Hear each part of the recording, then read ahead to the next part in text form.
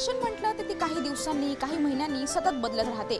अशीच एक फॅशन गेल्या काही महिन्यांपासून ट्रेंडिंग मध्ये आहे। बरं, ती फॅशन फक्त तरुणांमध्येच नाही तर पुरुषांमध्ये आणि महिलांमध्येही पाहायला मिळते। आणि अजून एक महत्त्वाची गोष्ट म्हणजे जर ती फॅशन तुम्हाला फॉलो करायची असेल तर तुम्हाला थोडासा त्रास होतो। तुम्हाला अंदाज आलाच असेल मी कोणत्या फॅशन बद्दल बोलतेय। मी बोलते अर्थात टॅटू बद्दल। आणि आज आपण जाणून घेणार आहोत टॅटू बद्दल बरंच काही। तुम्हाला टॅटू काढायला आवडतो का असा प्रश्न जर यंग जनरेशनला विचारला तर अनेकांचं उत्तर हो असंच येईल। कारण सध्या चलती आहे ती टॅटूच्या फॅशनची। वाव, तुझा टॅटू किती सुंदर दिसतोय असं तरुण तरुणी बोलताना आपण ऐकलंच असेल। पूर्वीच्या काळी टॅटू हे विशिष्ट समाजाच्या संस्कृतीचं प्रतीक म्हणून शरीरावर गोंदवलं जायचं। मात्र आता याच टॅटूचं रूपांतर झालंय फॅशन मध्ये।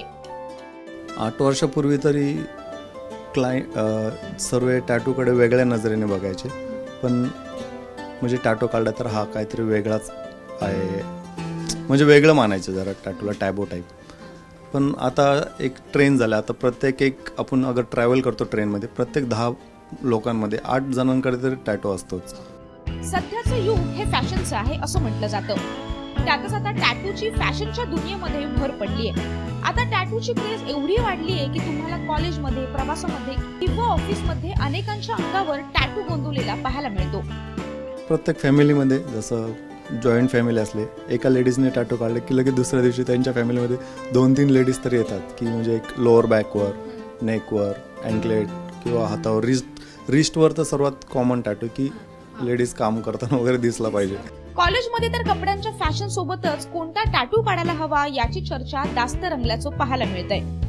हा वेगळा आहे जरा, हा ओमच आहे पण टिबेट ह्याच्यामध्ये, आणि सगळेजण काढतात पण मला असं वाटलं की मी हा काढावं म्हणून टॅटू। म्हणजे मला आवड आहे मला त्याची खूप, आणि माझे सगळे फ्रेंड काढतात पण मला हा वेगळा काहीतरी करायचं होतं म्हणून मी केलं। तुम्हाला वाटेल की फक्त तरुण तरुणींमध्येच टॅटूची क्रेज आहे, पण तसं अजिबात नाहीये।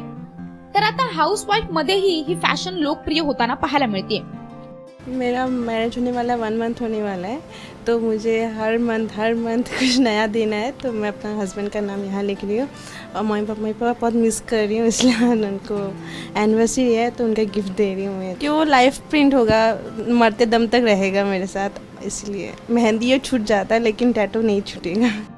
आधी फक्त एखाद्याचं नाव काढणं यापुरताच टॅटू मर्यादित होता।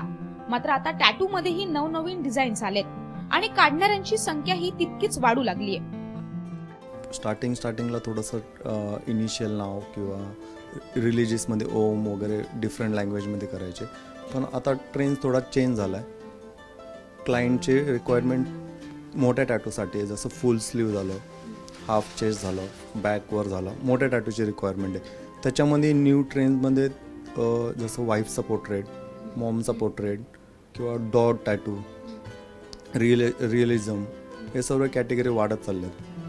टॅटू काढल्यानंतर जर तो तुम्हाला आवडला नाही तर त्यासाठी तुमच्या समोर 2 पर्याय असतात। एक तर तो टॅटू दुसऱ्या टॅटूनं कव्हर करायचा किंवा लेझर ट्रीटमेंटने रिमूव्ह करायचा। मात्र लेझरने घालवण्याची पद्धत थोडीशी त्रासदायक असते आणि ते करण्यासाठी खर्चही खूप येतो। त्यामुळे सुरुवातीलाच टॅटू निवडताना नक्की काळजी घ्या। आपण पाहिलं की टॅटू काढताना तुम्हाला थोडासा त्रास होईल, पण तो टॅटू तुमच्यावर लाईफ टाइम राहणार आहे।